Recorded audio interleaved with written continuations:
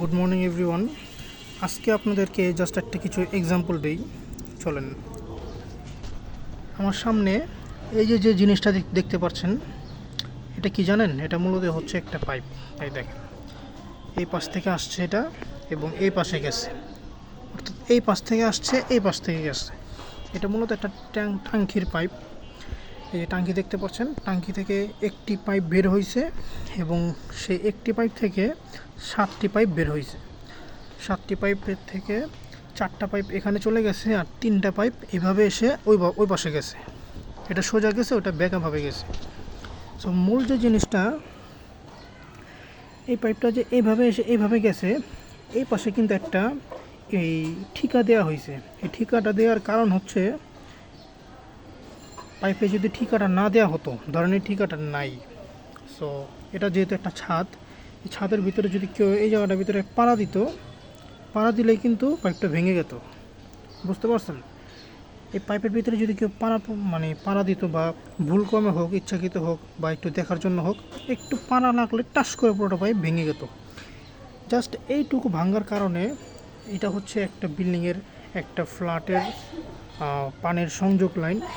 Just এইটুকু ভেঙে যাওয়ার কারণে পুরো কিন্তু সেই ফ্ল্যাটের পানির সংযোগটা নষ্ট হয়ে যেত।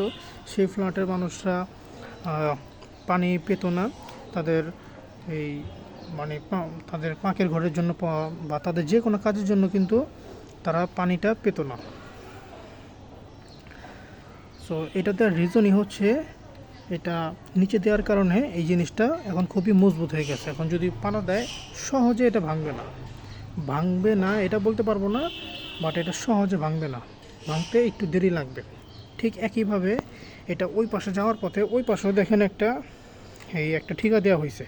এত লম্বা জায়গার ভিতরে যদি এটা পুরোটা ঠিকা ছাড়া থাকতো, এই জায়গায় যদি ঠিকা না থাকতো, ধরেন এই যে এরকম ঠিকাটা নাই, এই বড় জায়গার ভিতরে যদি পাড়া পড়তো, টাস করে কিন্তু পুরো পাইপ ভেঙে যেত।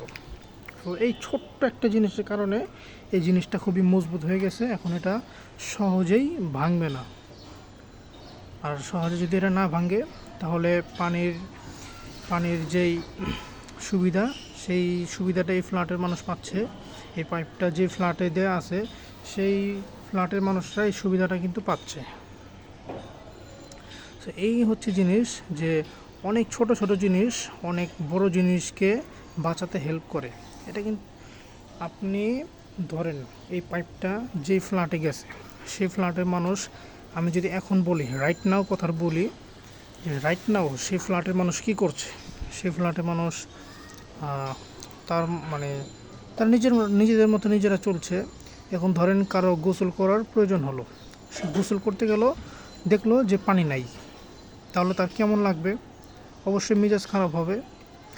যদি এই পাইপটা ধরেন ভেঙে যায়, এই ঠিকাটা নাই, কেউ পাড়া দিছে, ভেঙে গেছে, এখন এই ফ্ল্যাটের মানুষ গোসল করতে গেছে, দেখে পানি নেই। ওকে, সে গোসল না হয় একটু পরে করবে বা ঠিক হলে করবে।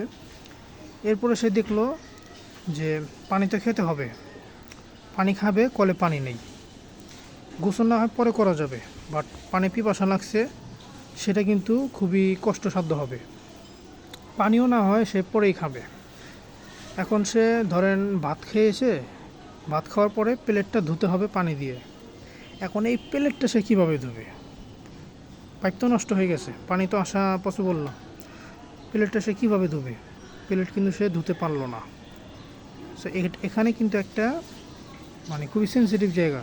গোসল পরে করা যায়, পানিটা না হয় একটু পরেই খেলো কষ্ট করে, বাট প্লেটটা, এই আধো একটা প্লেট কীভাবে রাখবে? এই রকম করে আমরা দেখতে পাচ্ছি এখানে খুবই সামান্য সূক্ষ্ম একটা চিকন পাইপ, বাট এই পাইপের মূল্য, এই যে ঠিকাটা, এই ঠিকাটার মূল্য যে কত বেশি। সে যদি গোসল না করতে পারে, ধরেন সে সকালবেলা উঠে তার কাজে যাবে, বাট স্নান করতে পারলো না। স্নান না করতে পারার কারণে সে কাজে যেতে পারলো না। স্নান করে যদি সে কাজে যেত, তাহলে তার মনটা অনেক ফ্রেশ থাকতো, সে খুবই ভালো আনন্দদায়ক ফিল করতো। বাট সে স্নান না করতে পারার কারণে, গোসল ছাড়া তাকে কাজে যেতে হচ্ছে, তার শরীরটা ফুরফুরা লাগতো, সেটা লাগছে না। অফিসে গিয়ে যখন সে বসবে, তার কিন্তু কাজে একদমই মন বসবে না, কারণ সে তো গোসল করেনি, গোসল করে সে কাজে বসলে কিন্তু অনেক ফ্রেশ অনুভব হয়, সেই ফ্রেশটা সে পাচ্ছে না। আলটিমেটলি তার কাজে কিন্তু সারা দিন তার কাজে সে মানে বিরক্ত বোধ করবে, অসুস্থ বোধ করবে, সে মনোযোগ দিয়ে কাজ করতে পারবে না, অনলি ফর এই জিনিসটার কারণে।